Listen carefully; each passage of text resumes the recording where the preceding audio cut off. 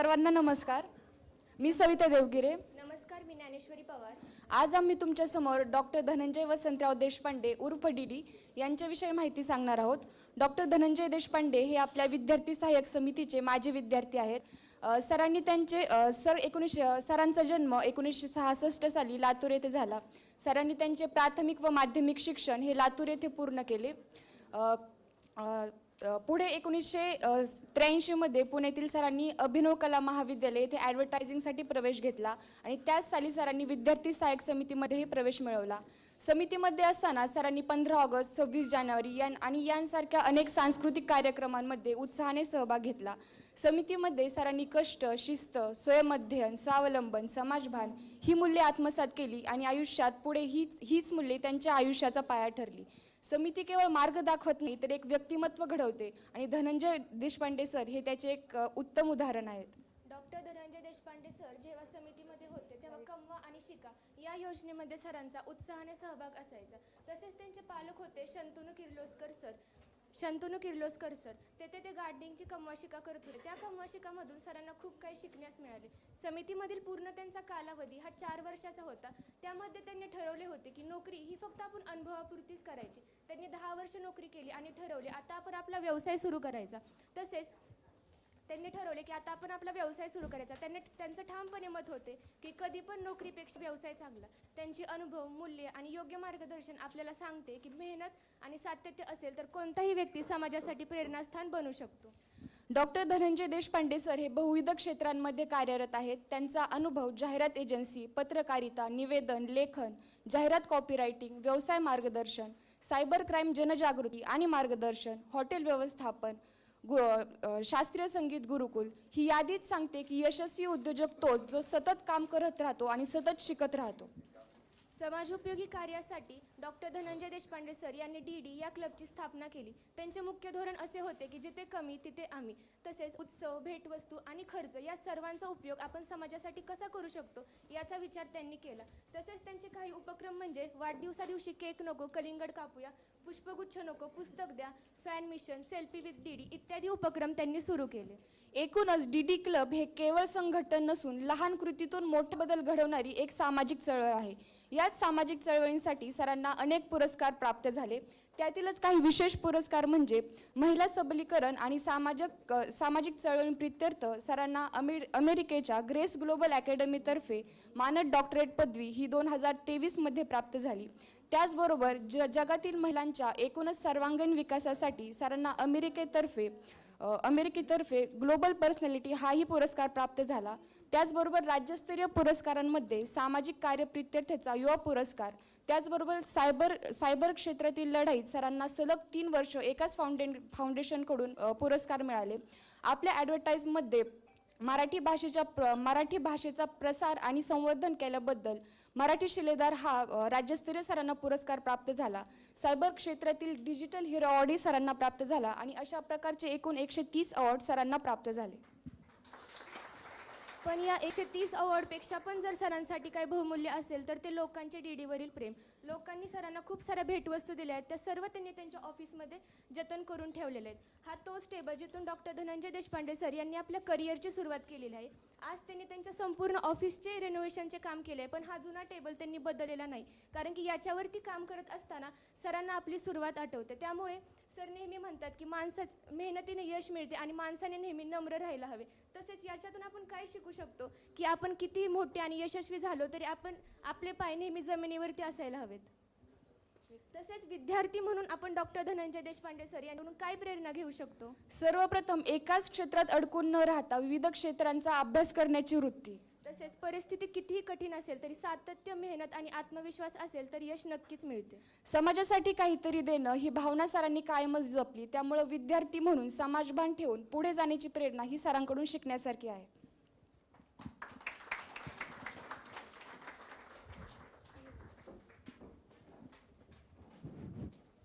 नमस्कार, मी प्रेरणा मालुसरे. नमस्कार, मी साक्षी नेटके. खरं तर आत्तापर्यंत आपण डीडी सरांच्या जीवनावरील एक असा माहितीपूर्ण प्रवास आपण पाहिलेला आहे. परंतु परंतु विद्यार्थी सहाय्यक समितीमुळे डॉक्टर धनंजय देशपांडे सर ह्यांच्या जीवनामध्ये असे अनेक मिरॅकल प्रसंग हे घडलेले आहेत की ज्यामुळे डॉक्टर धनंजय देशपांडे ते DD म्हणून आज सर जगभर विख्यात आहेत. त्या प्रसंगांपैकी मी एक प्रसंग इथं सांगू इच्छिते. ज्यावेळेस सर विद्यार्थी सहाय्यक समितीमध्ये होते त्यावेळेस कमवा व शिका या योजनेअंतर्गत डॉक्टर धनंजय देशपांडे सर हे डेक्कन जिमखान्याजवळील PYC ग्राउंडवरती कमवा शिका करत होते. कमवा शिकाचे थोडक्यात स्वरूप असं होतं की सर तिथं वॉचमनची नोकरी करत होते. आणि वॉचमनची नोकरी करत असताना PYC ग्राउंडवरती जी कोणी लोक येतील त्या लोकांचं आयडेंटिटी कार्ड चेक करणं, तसंच येणाऱ्या प्रत्येक व्यक्तीला सॅल्यूट करून मैदानावरती एंट्री देणं हे कामाचं स्वरूप असायचं. परंतु 2च दिवस काम केल्यावरती त्यावेळेस देशपांडे सरांच्या मनात एक विचार आला की बाबा मी पुण्यामध्ये चित्रकार होण्यासाठी आलेलो आहे आणि मी इथं काय वॉचमनची नोकरी करतोय. त्यामुळे त्यांचं हे जे काही मत होतं हे मत घेऊन ते त्यांच्या रेक्टरांकडे गेले आणि त्यांचे त्यावेळेसचे रेक्टर हे तांबोळी सर होते. आणि त्यावेळेस ते तांबोळी सरांना सांगतात की सर ही मी काही कमवा शिका करणार नाहीये, कारण मी तर पुण्यात चित्रकार बनायला आलेलो आहे. तांबोळी सरांनी देशपांडे सरांचं मत ऐकून घेतल्यावरती सरांना फक्त एकच वाक्य सांगितलं की धनंजय, कोणतंही काम लहान किंवा मोठं नसतं, ते तू काम कोणत्या स्वरूपाने करणार आहे त्यावरून ते काम मोठे का लहान हे ठरणार आहे.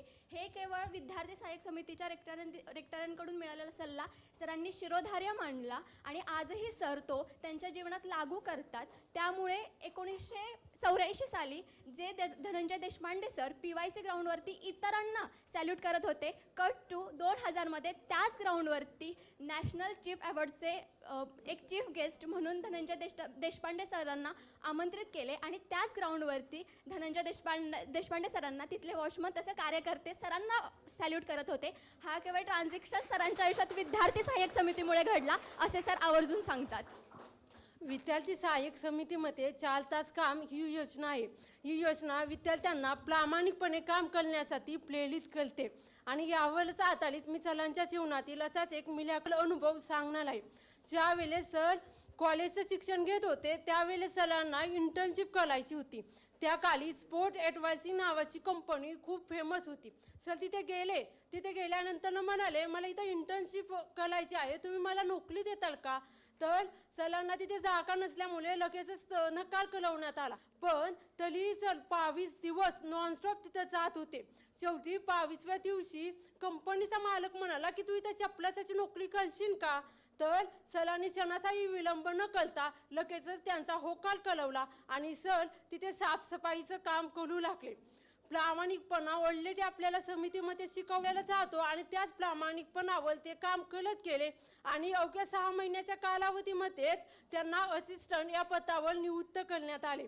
आणि सध्याच्या सिच्युएशनना सरांचं मेन ऑफिस तिथेच आहे जिथे ते एकेकाळी साफसफाईचं काम करत होते. खरं तर असे अनेक मिरॅकल प्रसंग विद्यार्थी सहाय्यक समितीमुळे सरांच्या आयुष्यात घडलेले आहेत, पण सगळे इथं नमूद करणं शक्य नाहीये.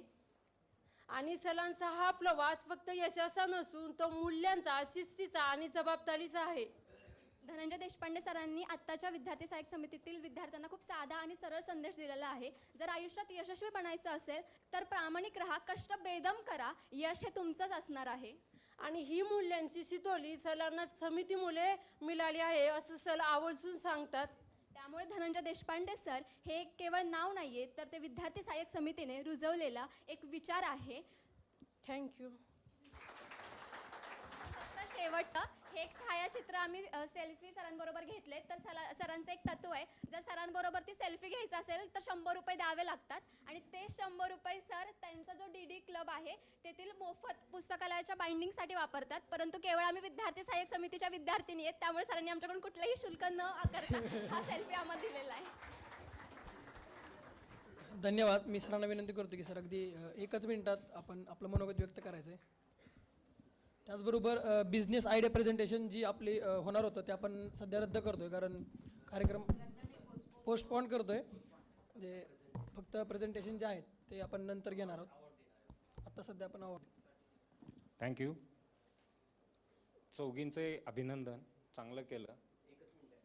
1च मिनिटात, माझं 1च मिनिटात. मी 3 विद्यापीठांवर मेंटॉर आहे, UK, कॅनडा आणि पुणे. पण माझे मेंटॉर इथे बसलेले प्रताप पवार आणि मला मेंटॉर मानणाऱ्या या चौघी हा योगायोग इथं समितीमुळे जुळून येऊ शकतो. राहिला प्रश्न उद्योजकांनी काय करावं, तर आलेली प्रत्येक संधी घ्यावी, जी मी घेत आलो असं मला वाटतं. सुमारे 11 बिझनेस ॲट ए टाईम चालू आहेत. मगाशी एक गृहस्थ विचारत होते एवढे फोन कसे, तर म्हटलं जेवढे बिझनेस तेवढे डोक्याला शांतता. म्युझिक लाईनमध्ये आहे, म्युझिक शोचा प्रोड्युसर आहे, प्रिंटिंग प्रेसमध्ये आहे, हॉटेल लाईनमध्ये आहे, शेफ आहे, सिरियलमध्ये काम करतो, सह्याद्री टी व्हीला अँकरिंग करतो, सहारावर माझी सिरियल चालू आहे आणि सायबर क्राईममध्ये लोकांना सोडवण्याचं काम करतो. आणि हे काम मला सांगायला अभिमान आहे की माझ्याकडे आलेल्या केसेसमध्ये एकही केस समितीच्या माजी विद्यार्थ्याची किंवा आजी विद्यार्थ्याची नाही.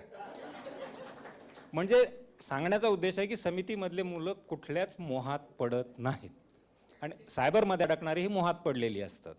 तर माझ्या रेकॉर्डप्रमाणे समितीचं असूच शकत नाही, कारण इथली मूल्यच इतकी चांगली आहेत की बिनकष्टाचा पैसा कधी कमवू नका, हे पहिला संस्कार इथलाच आहे. त्यामुळं मुलींनी दाखवलं की वॉचमनची नोकरी केली, टेबल ते दाखवलं, तर ते टेबल तेच होय आजही माझ्या ऑफिसमध्ये आहे, ज्या ऑफिसमध्ये मी 300 रुपयावर चपराशाची नोकरी करून फडकं मारत होतो. पण हे मला कमीपणा न वाटण्याचं कारण समितीमध्ये मी असल्यामुळे. तर पुढच्या पिढीलाही हेच सांगणं आहे, मोहात पडू नका आणि माझ्याकडे येऊ नका. सायबर क्राईमसाठी स्टेट गव्हर्नमेंटला हेड ऑफ द डिपार्टमेंट आहे सायबरला. 750 पोलीस चौकीचं अंडर माझ्याकडे आहेत ऑब्झर्वेशनसाठी. सरकारला मदत करतो. लाखो रुपये पेपरला आकडे आहेत माझ्या नावाने आलेले, लाखो रुपये वाचवून दिलेत, पण आतापर्यंत 1 रुपया कुणाकडनं घेतलेला नाही. हेही समितीचे संस्कार आहेत. धन्यवाद. धन्यवाद सर.